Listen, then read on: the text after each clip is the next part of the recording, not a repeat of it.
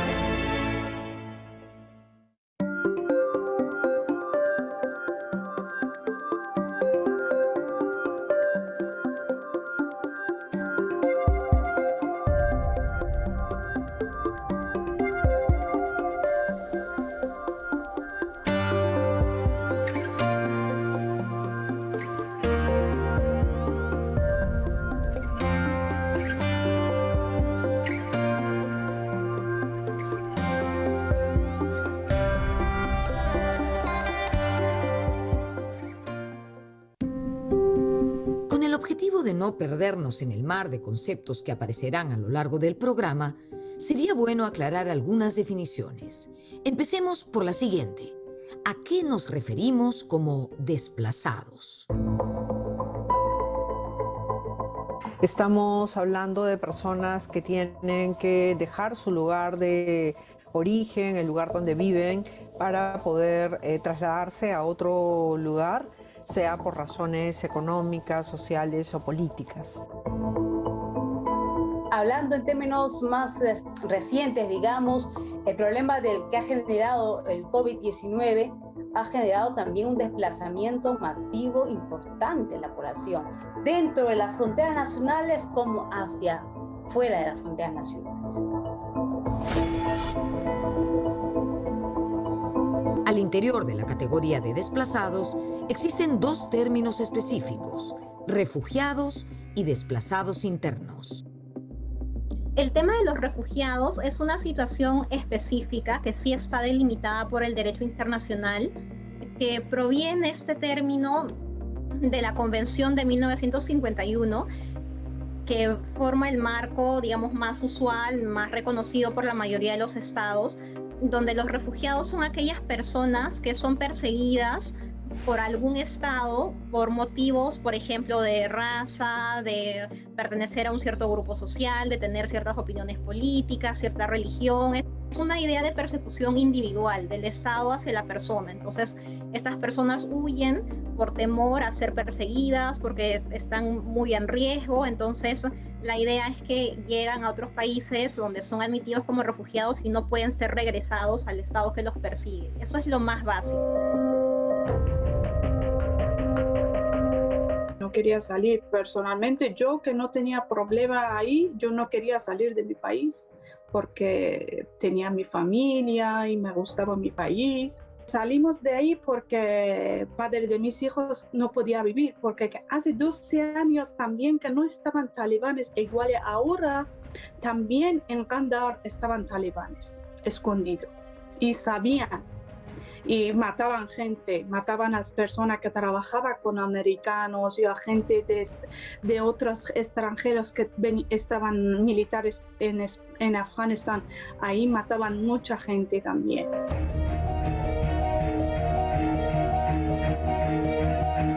El desplazamiento interno implica el mayor número de personas desplazadas forzosamente en el mundo. Es más o menos 60 millones de personas. Lo hemos visto en la región durante muchos años. Colombia ha sido el país que ha tenido mayor número de desplazamiento interno, precisamente por el conflicto, ¿no? Y era un desplazamiento que iba de las zonas en las que a lo mejor había una situación de violencia más fuerte hacia otras zonas, porque a lo mejor, de hecho, sus pueblos, sus localidades eran totalmente arrasadas, ¿no? por la violencia, y hacían que hubiera este desplazamiento. En el propio Ucrania, mucho más recientemente, el mayor número de personas ha sido de desplazamientos internos. Siempre empieza por un desplazamiento interno. Entonces, la pregunta es, ¿qué diferencia a los desplazados de los migrantes? El hecho es que el inmigrante es aquella persona que se traslada de su lugar de origen hacia otro destino migratorio. El inmigrante. El emigrante es el que es considerado así, en términos formales, digamos, el que abandona su lugar de origen para ir a otro lugar. El como repito, ingresa, ¿no es cierto? Pero para ambos procesos hablamos de migración. Ahora, esa migración en algunos casos o en muchos casos es planificada, es decir, hay un proyecto migratorio familiar.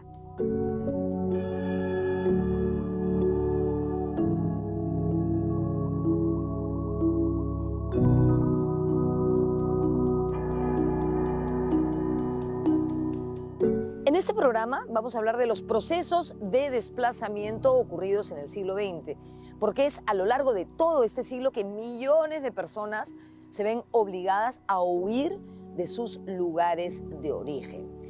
De hecho, en esta historia es importantísima la Segunda Guerra Mundial, porque cuando esta guerra acaba, en 1945, deja una enorme cantidad de desplazados. En el periodo conocido como entreguerras, es decir, el periodo entre la Primera y la Segunda Guerra Mundial, comenzaron los esfuerzos internacionales para asistir a los refugiados.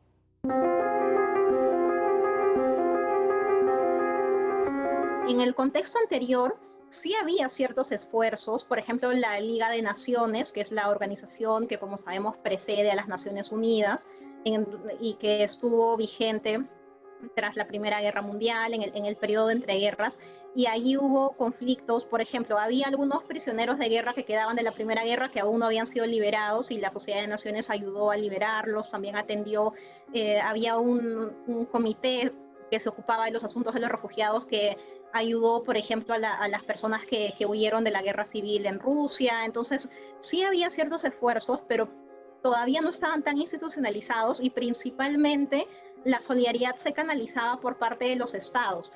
Aquí en América Latina tenemos el caso quizá más emblemático de los exiliados, porque en esa época se hablaba más de exiliados que de refugiados, republicanos de la Guerra Civil Española. Se estima que al terminar la Segunda Guerra Mundial había más de 40 millones de desplazados solo en Europa. Pero fuera de ese continente también habían ocurrido grandes desplazamientos de población, como los millones de chinos que escaparon de la ocupación japonesa.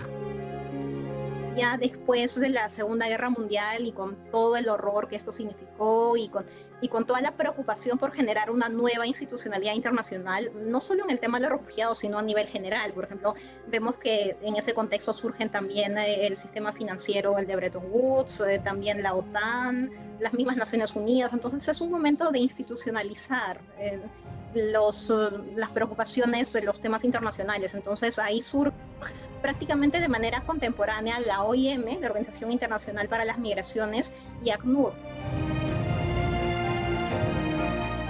El estatuto de la ACNUR, Oficina del Alto Comisionado de las Naciones Unidas para los Refugiados, fue aprobado por la Asamblea General de las Naciones Unidas en diciembre de 1950. Inicialmente, debía funcionar por un periodo de 3 años, a partir del 1 de enero de 1951.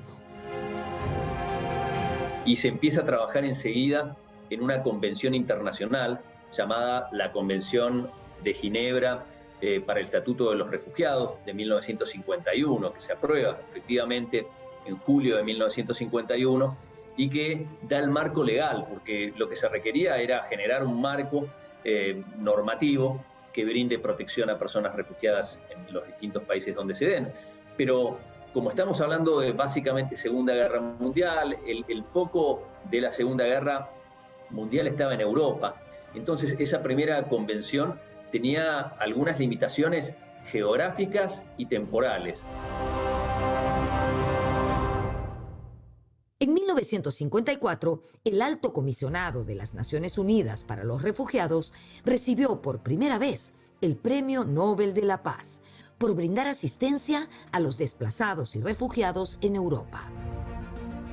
Por el trabajo que venía haciendo, que en ese momento se consideraba casi, diríamos, revolucionario, un trabajo en donde hubo que hacer un enorme esfuerzo para poder reubicar a muchas personas que habían tenido que dejar su país, para poder documentarlos, para poder asistirlos, algunos para poder apoyar su retorno.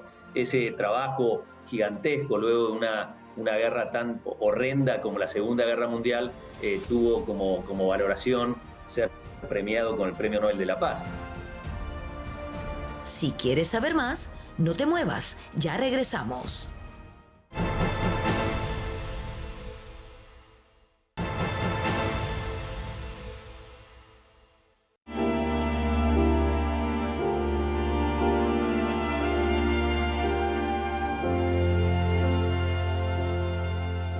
Después de la Segunda Guerra Mundial, se pensó que la situación de millones de desplazados sería temporal, pero lamentablemente no fue así. Durante el siglo XX, una serie de procesos globales obligó a las personas a seguir desplazándose. ¿Cuáles fueron esos procesos? Por ejemplo, la creación de nuevos estados, el conflicto entre estados o al interior de los propios países, la misma Guerra Fría, la instalación de regímenes políticos altamente represivos. Ya que acabo de hablar de la Guerra Fría, ¿qué les parece si recordamos a qué periodo de la historia se le conoce como tal? Bueno, se conoce como Guerra Fría un periodo que ocupó prácticamente la segunda mitad del siglo XX, desde finales de la década de 1940 hasta 1990. Este periodo se caracterizó porque el mundo se dividió prácticamente en dos bloques: el capitalismo, liderado por Estados Unidos, y el comunismo, liderado por Rusia.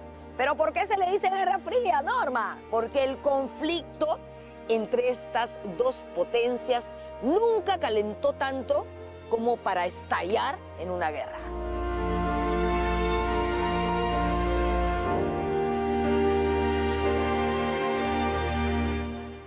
Digamos, en los años 40, cuando surgen nuevos o dos nuevos tipos de desplazados, ¿no? Estamos hablando de las personas que huían de los países y territorios ocupados por los soviéticos, ¿no? A causa de toda la nueva estructura organizativa que se creó en esos países y la restricción de derechos, y también la población judía que quería irse a Palestina, ¿no? Que, como recordamos, después de la Segunda Guerra Mundial se crea el Estado de Israel y entonces empieza a ser poblado.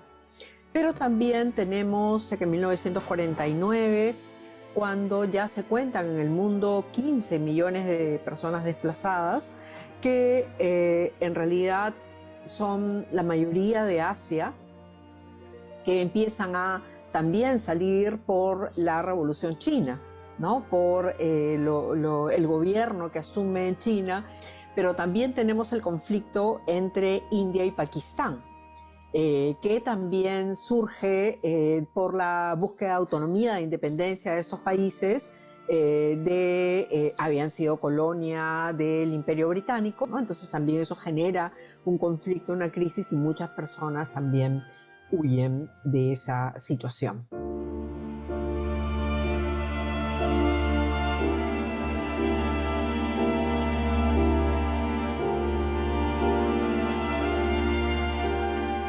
El Alto Comisionado de las Naciones Unidas para los Refugiados había sido creado para funcionar por un periodo de 3 años, pero las sucesivas crisis que se presentaron a lo largo del siglo pasado ampliaron su vigencia hasta el día de hoy.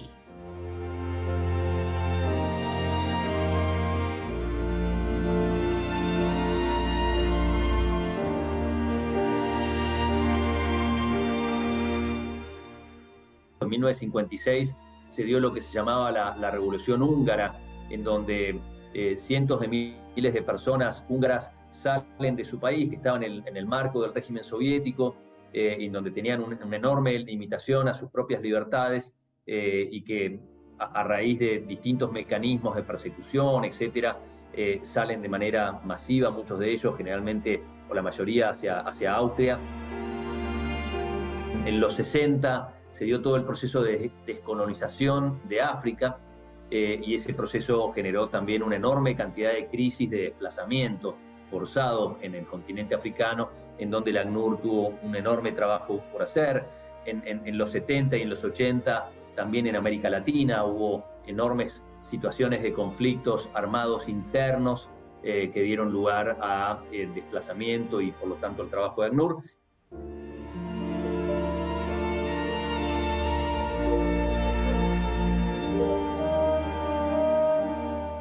A ver, entonces, en 1951 se aprobó el primer tratado internacional sobre refugiados, pero este tratado tenía muchas limitaciones porque se refería exclusivamente a Europa y hasta ese año, 1951. Como sabemos, la realidad lo supera todo, y en este caso la realidad superó al derecho porque las personas siguieron huyendo de sus lugares de origen buscando mejores condiciones de vida. Entonces, este primer tratado fue complementándose con otros, ampliando límites geográficos y también ampliando la definición de lo que oficialmente era reconocido o es reconocido como la situación de un refugiado. Uno de estos tratados fue el Protocolo de 1967.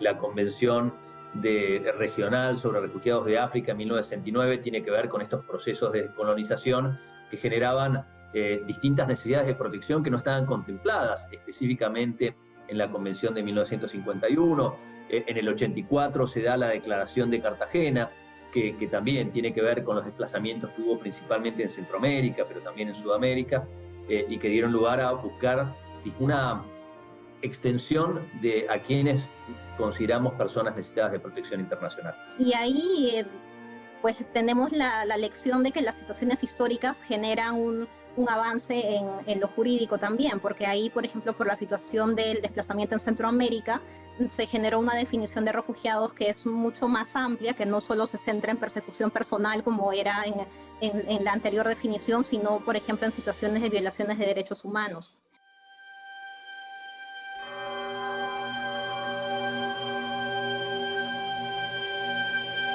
Un caso especial es el de la población palestina. El Estado de Israel se fundó el 14 de mayo de 1948. Tanto antes como después de su fundación, se produjeron una serie de conflictos con los palestinos que habitaban ese mismo territorio y los estados árabes vecinos. Aproximadamente 750.000 palestinos fueron expulsados de las áreas ocupadas por el Estado de Israel. Para atender a los palestinos desplazados, en diciembre de 1949 se creó la Agencia de las Naciones Unidas para los Refugiados de Palestina en Oriente Próximo.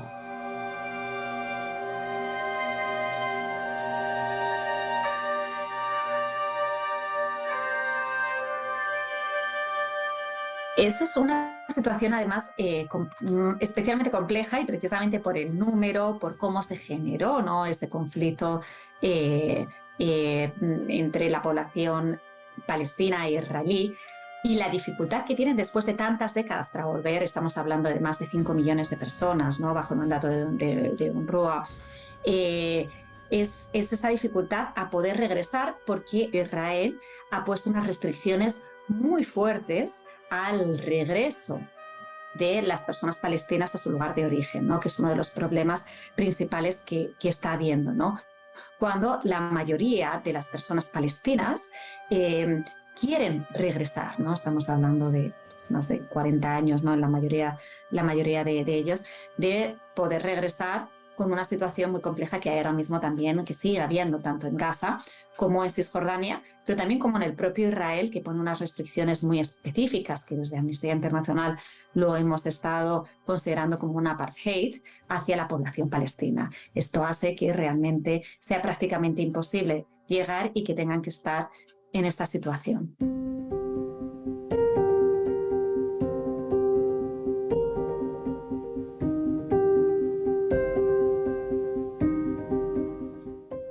En junio del año 2022, la Agencia de las Naciones Unidas para los Refugiados dio a conocer una noticia francamente espeluznante. Anunció que hay más de 100 millones de desplazados en el mundo.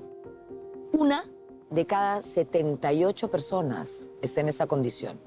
Repito, una de cada 78 personas en el mundo es un desplazado o desplazada.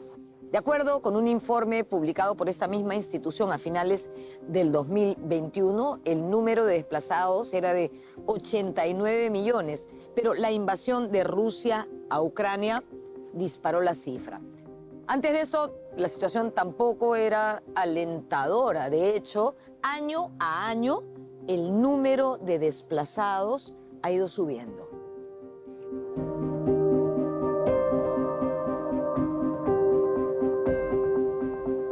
Los conflictos armados, la mayoría internos, han aumentado en los últimos años. Entonces, y además conflictos de muy larga data, ¿no? Tenemos el de Yemen, tenemos el de Siria, tenemos el de la República Democrática del Congo, pero también estamos hablando, por ejemplo, de una escalada en Sudán, una escalada en el conflicto de Tigray, ¿no? Entre Eritrea y Etiopía, en Myanmar, también, aunque no estamos hablando de conflicto estrictamente, sino un desplazamiento masivo, ¿no? Precisamente por la población a nivel no más étnico o religioso, a partir del 2012 y mucho más a partir del 2015, la curva se pone realmente muy inclinada y empieza a haber un mayor número de pocos países. Este último dato es clave, porque si bien el desplazamiento forzoso es un fenómeno global, la mayoría de desplazados procede solo de algunos países.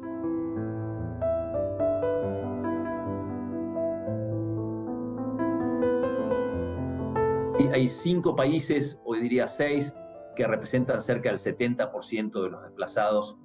El primero, que estaba por lo menos hasta el año pasado, es Siria, más de 6 millones y medio de personas que han salido de su país y por supuesto un número mayor todavía que están desplazados dentro del propio país.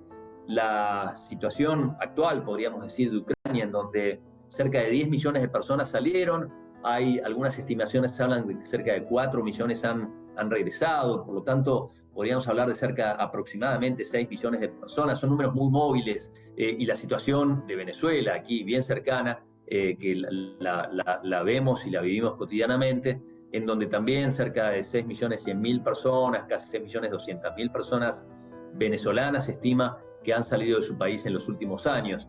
Pero hay por supuesto otros conflictos que también han generado desplazamiento, la situación de Afganistán el año pasado con la toma del poder de los talibanes, de Kabul, la situación de Sudán del Sur, en donde también luego de la independencia con Sudán se ha generado un enorme desplazamiento, Myanmar con los rohingyas, entre otros.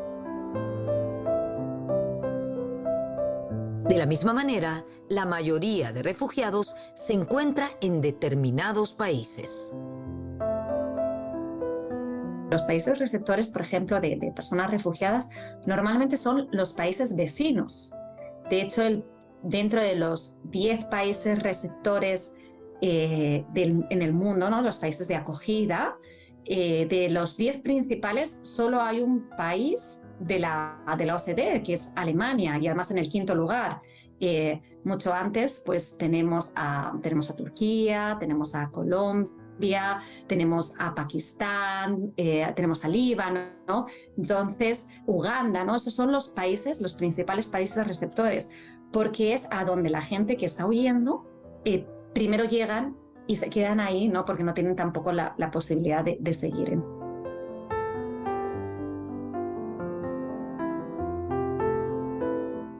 Pero también está Perú. Perú hoy está dentro de esos primeros países recibiendo a cerca de 1,5 millones de refugiados, inmigrantes venezolanos. Quizás ahí hablamos de lo que algunos llamamos flujos mixtos, en donde hay refugiados, hay migrantes, hay distintas causales que son múltiples por las que las personas salen. El dato también interesante para mencionar es que el 72%, conforme el informe que tenemos, de los refugiados están en países limítrofes al lugar de donde salieron, y más del 80% se encuentra en países de ingresos medios o de ingresos bajos.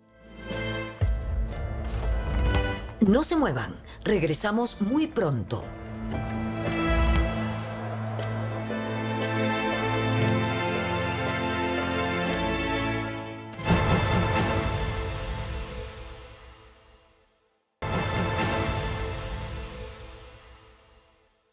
Es importante entender qué impulsa a tal cantidad de gente a abandonar sus lugares de origen o sus lugares de residencia. Evidentemente, la violencia es una razón principal, violencia que asola a muchos países y que se ha incrementado en los últimos años. ¿No es cierto? Guerras entre estados, guerras civiles, guerras interétnicas, en fin, ese siempre es un motivo para buscar un mejor destino para uno mismo y para la familia también, por supuesto. Pero, ¿cómo han cambiado estos motivos a lo largo de los años? ¿Y qué hay detrás, además de esta difícil decisión?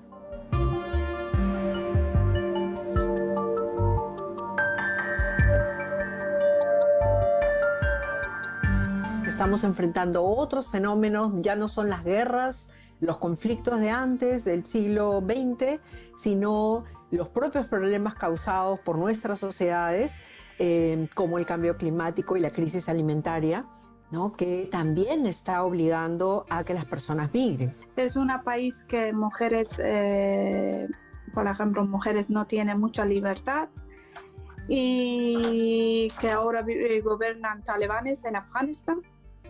Y hace 12 años yo vivo en España y en Afganistán que yo estaba, venimos porque en Afganistán no podíamos vivir porque mi padre de mis hijos trabajaban con americanos y él no podía vivir ahí. Ahora mismo no extraño en mi país porque yo sé que Afganistán no es un país para mujeres, porque mujeres no tienen ningún derecho en Afganistán. No tienen ningún derecho. Mi hija de mi hermana tiene 13 años, que cumple 13 años, ya no puede estudiar.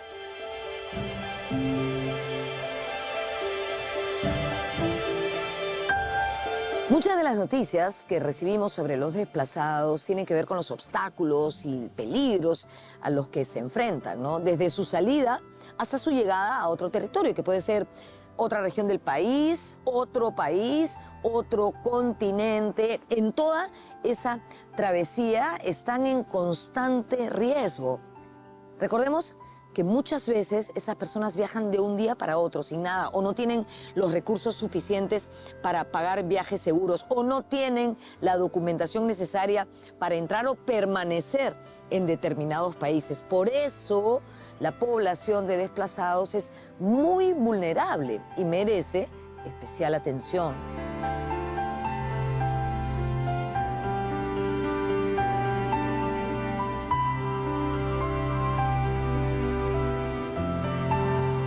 Es el caso de los conocidos como coyotes, ¿no es cierto? O como las pateras.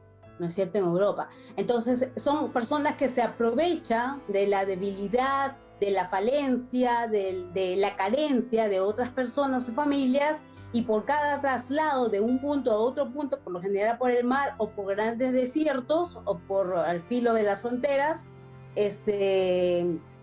cobran unas tarifas altísimas para poder trasladar, acompañar a las personas, y sin saber si van a lograr efectivamente llegar a ese otro punto, ¿no es cierto? Entonces, ese aprovechamiento, ¿no? Vemos una serie de imágenes en el que los dejan a su suerte en medio del mar, ¿ah? Las embarcaciones quedan ahí desatendidas, amparadas, y las personas claman por su rescate, ¿no es cierto?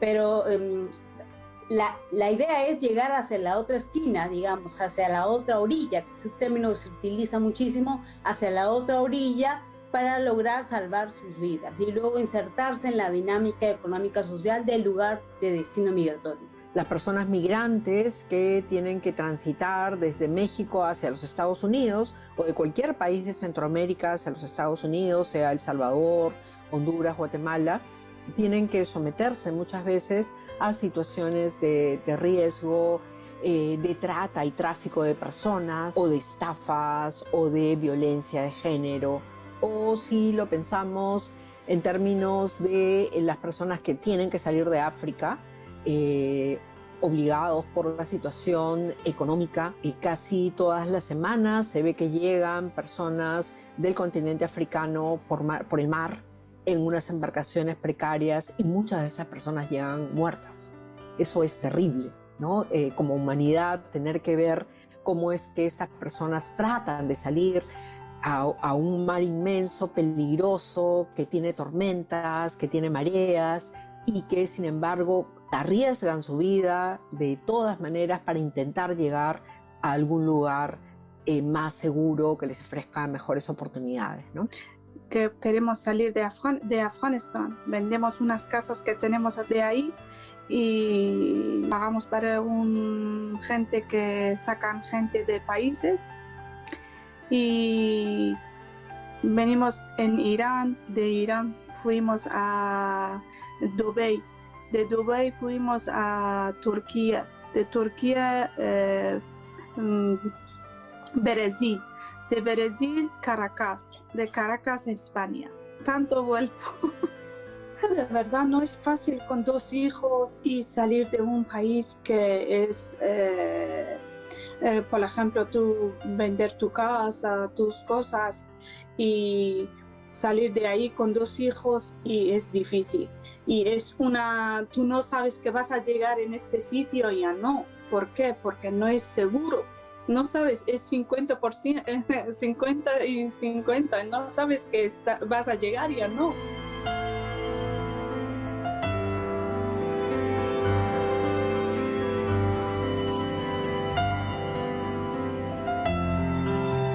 Muy vinculadas a las condiciones de viaje de las personas desplazadas están, por supuesto, las políticas migratorias de cada país, que pueden facilitar o dificultar la situación de esta población.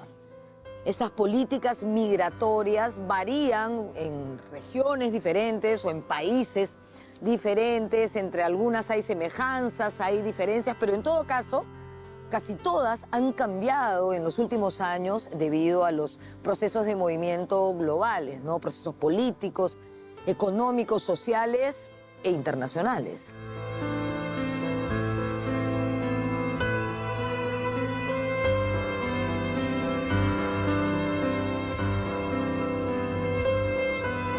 En América Latina, las legislaciones han ido pasando por paradigmas. Principalmente son 2. Primero, hubo inmediatamente después de las independencias y digamos durante la primera parte del siglo XX, hubo un paradigma más pragmático, más de la utilidad. Entonces los países buscaban acelerar su desarrollo económico, buscaban que su sociedad mejorara. Entonces había esta idea de promover la inmigración europea para fomentar el desarrollo de los países. Luego esto fue cambiando Y ya a finales del siglo XX, ya en los años 90, con las transiciones a la democracia, entró el segundo paradigma, que es el paradigma de los derechos humanos. Entonces ahí el centro cambió, ya no era el centro del Estado buscando su interés, sino era el centro de las personas. Y ahí ya se empezó a hablar más de acoger. Y ya en nuestro siglo, ahí viene la cuestión de la seguridad, que es la otra cuestión, que no es que haya reemplazado totalmente al paradigma de los derechos humanos, pero sí lo ha puesto en bastante cuestionamiento.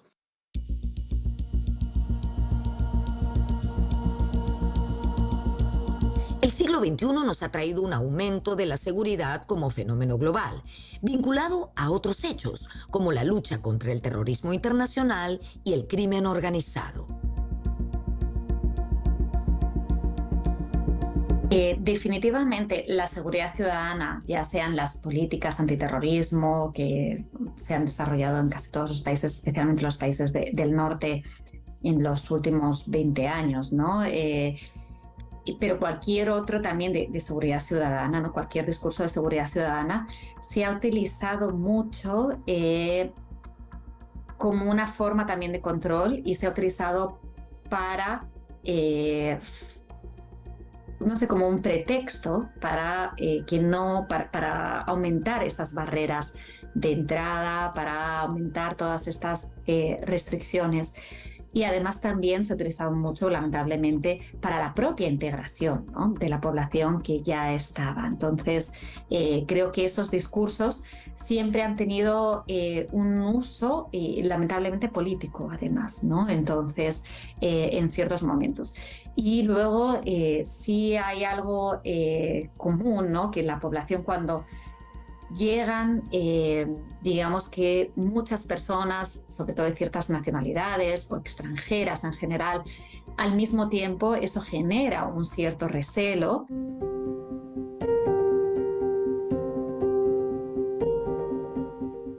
Había en América Latina más bien un ánimo de apertura. Hay un discurso famoso de la expresidenta argentina Cristina Fernández, donde ella dice que no quiere demostrar esa falta de solidaridad que tiene Europa. Pero ya luego, ya mucho más recientemente, ya en esta década, cuando vienen los problemas asociados a un incremento de la migración, principalmente por el agravamiento de la situación en Venezuela, y ya hay más preocupaciones de situaciones en las que se relaciona la migración con la criminalidad, donde ya hay más recelo de que ya son demasiadas personas que entran al país y no hay mucho control y qué se va a hacer con eso. Entonces ahí el paradigma de la seguridad ya empieza a entrar mucho más y los países empiezan a poner más restrictivos.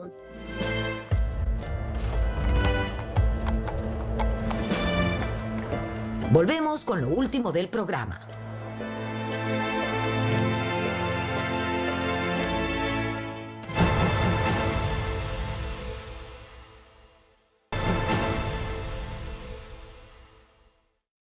Lamentablemente, los países no actúan de igual forma frente a todos los que llegan solicitando ayuda. Muchas veces hacen distinciones dependiendo del lugar de origen de los desplazados. Un caso que podemos ver ahora mismo es el de la Unión Europea, por ejemplo, ¿no?, que abre sus puertas a los ucranianos que llegan pidiendo ayuda, pero que la cierra a los africanos que también están huyendo de situaciones muy violentas.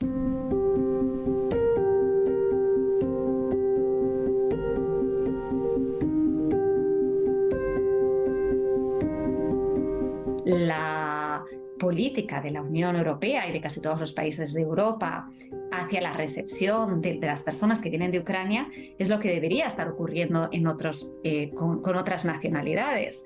En esos mismos países se está rechazando a personas que vienen de Sudán, a las propias que están cruzando, ¿no?, esa barrera, ese muro, ¿no?, lo que ha ocurrido lamentablemente entre Marruecos y España, ¿no?, en la frontera de Ceuta, ¿no?, en la que, bueno, pues muchas personas pues han fallecido. O sea, se podría hablar también de una cierta política racista, ¿no?, a la hora de a quienes están quiénes están dejando entrar y a quiénes no están dejando entrar.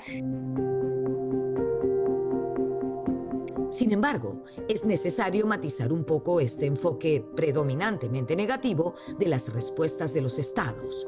No solo porque en algunos casos sí han asumido el gran reto de recibir a muchísimas personas desplazadas, sino porque debemos aspirar a que cumplan con sus compromisos internacionales.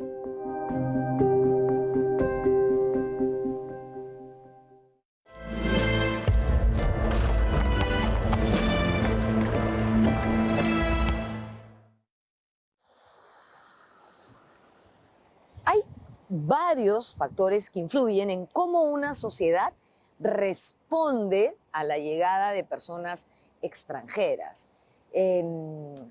Factores culturales, idioma, religión, costumbres, todo eso tiene que ver en el nivel de aceptación que las sociedades tienen frente a los que llegan.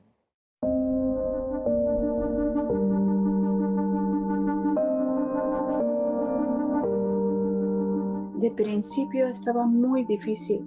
5 o 6 años de principio estaba muy duro, muy difícil. Algunas veces deseaba que alguien habla mi idioma. Deseaba. Salía de casa, sentaba en parque, lloraba. Yo digo, Dios, ojalá que alguien estaba ahí, hablaba en mi idioma. Yo poquito hablaba con ella y me quedaba tranquila. Porque que vienes en un país, no sabes idioma, no sabes nada, es muy, muy difícil. Para mis hijos de principio estaba muy difícil, porque aquí es otra forma de costumbre, en Afganistán otra forma. En Afganistán estás más con tu familia, en España no, es diferente. Que venimos aquí, de principio las niñas no estaban muy bien, ¿vale? Ahora gracias a Dios que están muy bien. Y mi padre de mis hijos no quiere vivir aquí. ¿Por qué? Porque no quiere que mujer tiene libertad, es diferente. Hombres afganos tienen mentalidad diferente. Un gran problema es que buena parte de la preocupación que generan en los niveles de empleo o de delincuencia se basa en prejuicios y no en evidencias concretas. Siempre hay algunas personas que de pronto puedan cometer algún acto delictivo y se ponen como ejemplo como si eso fuera lo que hacen absolutamente todos. Y aunque el porcentaje sea muy pequeño, se percibe en la sociedad como algo muy grande y se suele magnificar de tal manera que se piensa que todas las personas que vienen de un determinado lugar pues son más violentas o cometen delitos o son terroristas.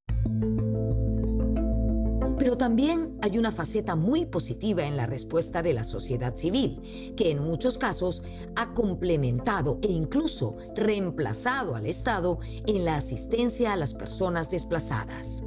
De distintas maneras, tanto organizaciones de derechos humanos como la población local han proporcionado servicios básicos y contribuido a su integración.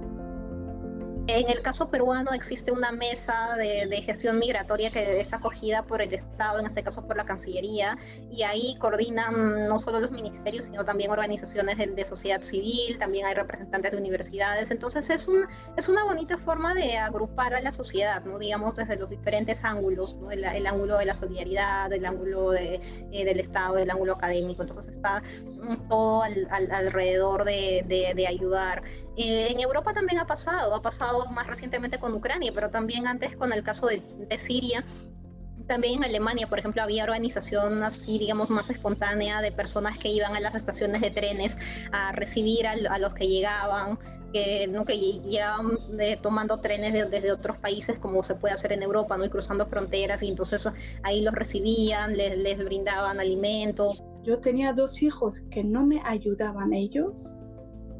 Alguien no me ayudaba, yo no podía sola, no podía.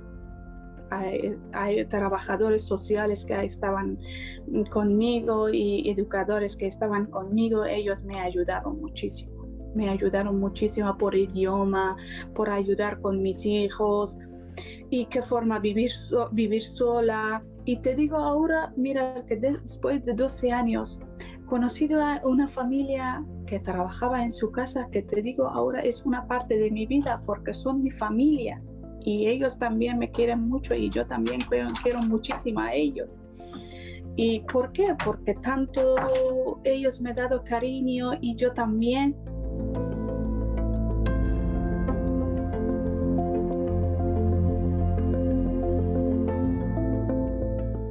Ya lo dijimos a lo largo del programa, hay 100 millones de personas desplazadas en el mundo. Una de cada 78 personas está en esa condición. ¿Qué nos queda decir entonces?